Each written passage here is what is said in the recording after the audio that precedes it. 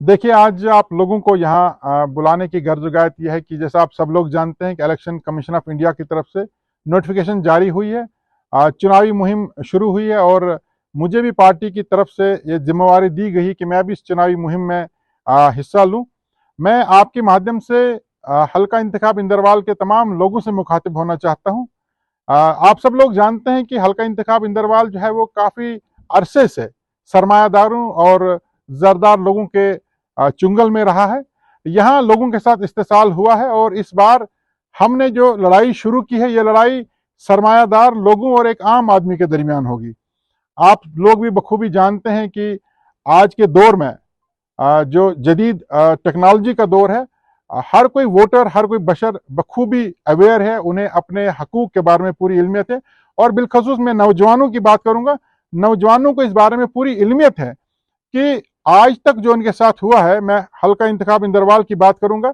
यहाँ बड़े बड़े सरमायादार ठेकेदार आए हैं जिन्होंने पैसे के बलबूते पर या फिरका परस्ती का नारा दे करके लोगों को बहलाया है, फुसलाया है और इक्तदार हासिल किया है। लेकिन हल्का इंतखाब इंदरवाल की आवाम, खासकर नौजवान, इस बात से वाकिफ है कि उनके मसाइल क्या हैं, उनके जो इश्यूज जो हैं वो क्या हैं। वो ना तो कोई सरमायादार पूरा कर सकता है, न कोई ताजिर उन मसाइल को पूरा कर सकता है। तो सीधे लफ्जों में मैं आपको बता दूं कि पार्टी ने जो मुझे जिम्मेवारी दी है और जो एजेंडा लेकर के हम हल्का इंतखाब इंदरवाल में दाखिल हो रहे हैं, वो एजेंडा एक जंग है, एक लड़ाई है। जो जंग हम सरमायादार लोगों के खिलाफ लड़ने जा रहे हैं। एक तरफ वो लोग हैं जो पैसे के बलबूते पर, जो अपनी ताकत के बलबूते पर हल्का इंतखाब इंदरवाल के लोगों को इंसान नहीं बल्कि खरीदो फरोख्त की अशिया समझते हैं। और दूसरी जानिब हम आम आदमी हैं जिनकी नजर में एक इंसान जिसको अशरफुल मखलूकात कहा जाता है, जिसकी हम कीमत नहीं लगा सकते।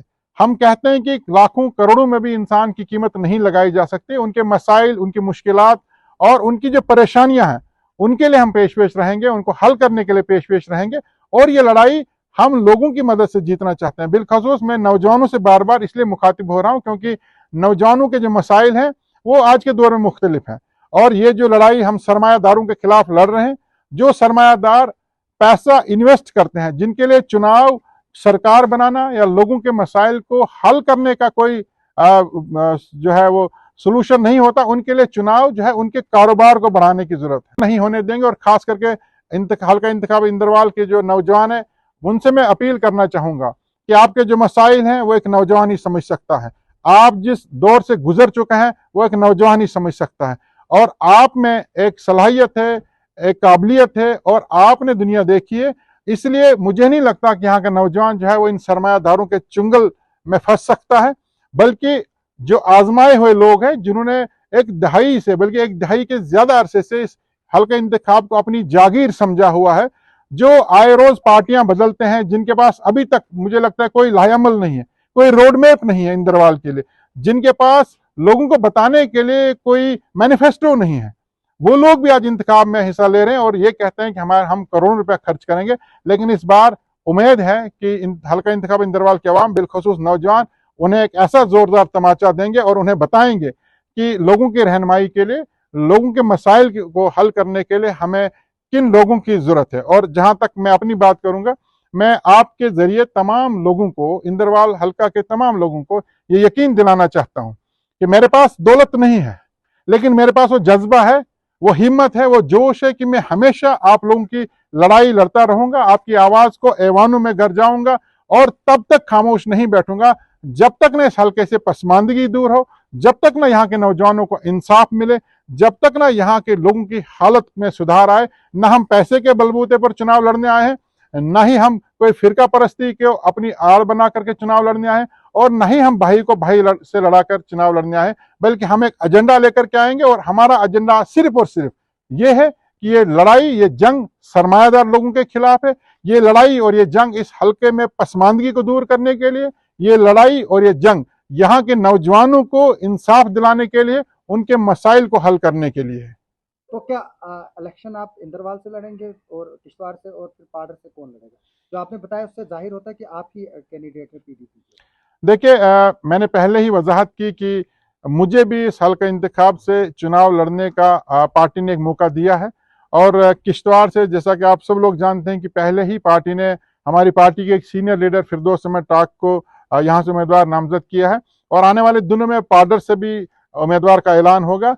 और इंशाल्लाह हमारी पार्टी, आप सब लोग जानते हैं कि न तो किसी करप्शन में मुलविस है, हमारी क़यादत हमेशा से लोगों के लिए जंग लड़ती आई है। लोगों को इंसाफ दिलाने के लिए अगर कोई पेश रहा है तो हमारी पार्टी और हमारी क़यादत रही है और उसी एजेंडे और उसी मंसूबे के साथ हम इस लड़ाई को आगे लेकर के जाएंगे। 370 तोड़ने के बाद ये बताया गया था कि आप सब जो है वो मिलकर उसके खिलाफ लड़ेंगे। आपने पहले गुपकार अलायंस बनाया, फिर इंडिया अलायंस बनाया, तो आज वो गुपकार अलायंस और इंडिया अलायंस कहाँ है? पीडीपी, नेशनल कॉन्फ्रेंस और कांग्रेस क्यों जुदा जुदा है? देखिए, आपको याद होगा कि बार बार हमारी पार्टी की क़यादत ने कहा था कि अलायंस जो है वो इलेक्शंस के लिए नहीं है, अलायंस एक लार्जर इंटरेस्ट के लिए है। आर्टिकल 370 की एब्रोगेशन के बाद जम्मू कश्मीर में इस तरह के हालात हुए, ऐसा लगा कि आर्टिकल को या स्टेटहुड को रेस्टोर करने के लिए लड़ाई अकेले नहीं लड़ी जाएगी।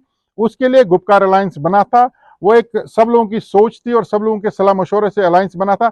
लेकिन पीडीपी ने ना तो गुपकार अलायंस तोड़ा है, ना अपने उस एजेंडे से पीछे हटी है, बल्कि आज भी हम ये कहते हैं कि अलायंस एक लार्जर इंटरेस्ट के लिए बना था, अलायंस चुनाव के लिए नहीं बना था। लेकिन आज भी अगर चुनाव को लेकर के कोई अलायंस होता है, पीडीपी के दरवाजे हमेशा खुले। जहां भी जम्मू कश्मीर के लोगों की बेहतरी, यहाँ के अवाम को इंसाफ दिलाने की बात हो, पीडीपी किसी भी हद तक जो है वो सेक्रीफाइसेस के लिए तैयार है। लेकिन उसके लिए देखना यह है कि अगर बाकी लोग हठधर्मी पर तुले हुए हैं तो उसमें हम कुछ भी नहीं कर सकते। बहरहाल ये फैसला पार्टी के आला कमान ने लेना है, हमें जो हुक्म दिया गया है मैं उसी की वजाहत आपके सामने कर सकता हूँ।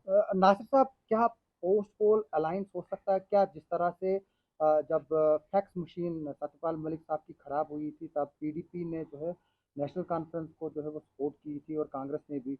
तो क्या अगर उसी तरह के हालात आते हैं, नेशनल कॉन्फ्रेंस टफ मेजॉरिटी होती है, तो क्या पीडीपी उसी तरह का सोच सकती है कि जिस तरह से सत्यपाल मलिक के वक्त फैक्स मशीन खराब हुई थी, क्या वो चीज़ फिर से दोहराई जा सकती है? सियासत में कल की कोई किसी को इल्मियत नहीं होती है। सियासत में फैसले हमेशा वक्त और हालात को देख कर लिए जाते हैं। कल क्या होगा इसका फैसला कल ही किया जा सकता है, इस वक्त कुछ भी कहना प्रीमेचर होगा। फिलहाल तो यही है कि हम अपने बलबूते पर चुनाव लड़ने के लिए मैदान में उतरे हैं। हालांकि अलायंस की जहां तक बात है वो पार्टी की आला क़यादत या जो पार्टी के जो टॉप लीडर्स है वो डिसाइड करेंगे। हमें जो हुक्म दिया गया, हम एक जंग लड़ने के लिए तैयार हैं और इस जंग को एक पार्टी की सिपाही की हैसियत से हम लड़ने के लिए मैदान में उतरे हैं। चुनाव के बाद क्या होता है ये आने वाला वक्त ही बताएगा। अगर हम इंदरवाल की बात करेंगे, अब वो इंदरवाल वो नहीं रहा है। इंदरवाल के साथ अब मड़वा है, जो इंदरवाल के तकरीबन 55,000 के करीब वोट थे, आज वो किश्तवाड़ का कंस्टिट्यूएंसी में है। तो आप जो नया इंदरवाल है, डिलिमिटेशन के बाद उसको कैसे देखते हैं और अपनी जीत के कितने पर्सपेक्टिव आपको नजर आते हैं? जबकि आप खुद कह रही हैं कि यानी कि आपका इशारा गुलाम मोहम्मद सरूरी और प्यारेलाल शर्मा की तरफ है, तो क्या उनके मुकाबले में आप जो है वो वहाँ पर जीत हासिल कर पाएंगे? देखिए, इंदरवाल में कुछ ज्यादा बदलाव नहीं हुआ है। एक मड़वा वाड़वन का इलाका इंदरवाल में जो है वो ऐड हुआ है और कुछ इलाका जो डोडा हल्के में पड़ता था, डोडा डिस्ट्रिक्ट में पड़ता था, उसे निकाला गया है। जहां तक इस नए इंदरवाल की बात है, ये आप सब लोग इस बात के गवाह हैं कि इस नए इंदरवाल में अगर कोई पार्टी मजबूत है तो पीडीपी है। चाहे मड़वा वाड़वन की बात करें, चाहे बोंजवा या छात्रों की बात करें। मैं किसी शख्स का नाम तो नहीं लूंगा, लेकिन इतना जरूर कहूंगा कि ये लड़ाई सरमायादारों और हमारे दरमियान है। एक तरफ से एक गुरु और उसका चेला है, जो सिर्फ और सिर्फ उनके दरमियान जो मुकाबला है वो इस बात का है कि कौन कितने करोड़ रुपए खर्चेगा। एक मंडी सजाई गई है उनकी द्वारा और उस मंडी में वो लोगों की खरीदो फरोख्त के लिए आगे आ रहे हैं। मैं आपके जरिए इंदरवाल के तमाम लोगों से ये गुजारिश करना चाहूंगा कि आप बेशकीमती हैं, आपकी कोई कीमत नहीं लगा सकता। अगर आप इस मंडी में जाकर के ये जो खरीदार आप क्या है, एक बार फिर वो गलती करके इनके हाथों में चले जाते हैं तो मुझे नहीं लगता कि आपका भविष्य जो है उतना बेहतर होगा। लेकिन जहां तक हमारी पार्टी की बात है, इंशाल्लाह ताला जो इस वक्त पोजीशन है, जिस तरीके से हमारे साथ लोग जुड़ रहे हैं और जो हमारी पार्टी का एक नेटवर्क है, इंशाल्लाह जीत हमारी होगी। और इस बार यहाँ की आवाम, क्योंकि अब वो नैरेटिव नहीं रहा, पॉलिटिक्स अब वो पॉलिटिक्स नहीं रही। इस बार नया वोटर बहुत ज्यादा है। नौजवान कभी भी पैसे के बल पर किसी को वोट नहीं करेगा। नौजवान अपना मुस्तकबिल देखता है। नौजवान जिनकी उम्र का बड़ा हिस्सा स्कूलों में, कॉलेजेस में, यूनिवर्सिटीज में गुजरा है, उन्हें मालूम है कि उनकी रहबरी करने के लायक कौन है। उन्हें मालूम है कि उनकी नुमाइंदगी करने के लायक कौन है। उन्हें मालूम है कि जो लोग अगर मामूली सी सरकारी नौकरी के लिए जो है उसके लिए एलिजिबल नहीं है, तो क्या उनकी नुमाइंदगी करने के लिए वो ऐवानों में जाने का हक रखते हैं। मुझे नहीं लगता कि जो नौजवान हैं वो कोई फैसला को इस तरह का फैसला लेंगे, बल्कि जिन दो लोगों के आपने नाम लिए अभी तक उन्हें ये मालूम ही नहीं है, एक शख्स को अभी तक ये पता ही नहीं है कि मैंने किस चुनाव चिन्ह पर चुनाव लड़ना है।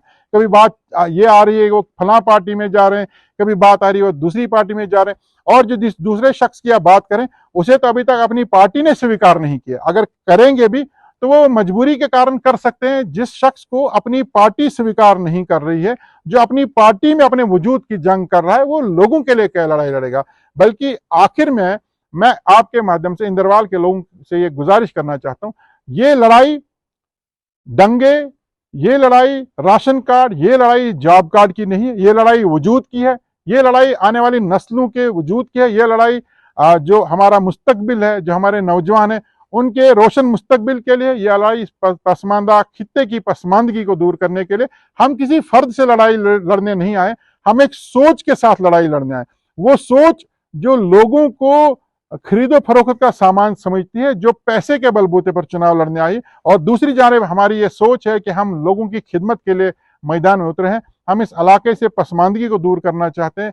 हम यहाँ के लोगों को, बिलखसूस नौजवानों को इंसाफ दिलाना चाहते हैं। उनके मसाइल को ऐवानों में गर्जा कर उन्हें हल करने के लिए लड़ाई लड़ने के लिए तैयार हैं, और आखिरी दम तक एक सिपाही की मानंद से तरह से हम ये लड़ाई लड़ेंगे। आखिरी सवाल नसर साहब, आपने खुद तस्लीम किया कि जब से इलेक्शन अनाउंस हुए उसके बाद जो है वो ब्लेम गेम जो है वो शुरू हो गई है आप पर जो है, और खासतौर पर फिरदौस अहमद ताक साहब पर ये इल्ज़ाम लगा रहे हैं कि आप मुस्लिम वोट कटर के तौर पर जो है वो उभरेंगे, जिस तरह से ओवैसी उत्तर प्रदेश में उतरा था। तो क्या वाकई पीडीपी जो है वो बीजेपी को जिताने के लिए किश्तवाड़ में और इंदरवाल में उतर रही है?